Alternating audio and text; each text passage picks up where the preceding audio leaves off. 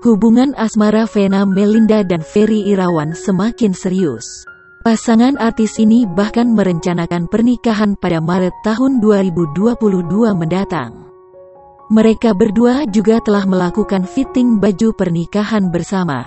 Vena mempercayakan gaun pernikahan yang ia dambakan kepada desainer Johannes Bridal. Johannes pun merasa bangga karena dipercaya oleh Vena Melinda dan Ferry Irawan. Sementara itu, rencana pernikahan Vena dan Ferry ternyata belum diketahui oleh putra sulung Vena, Verrell Bramasta.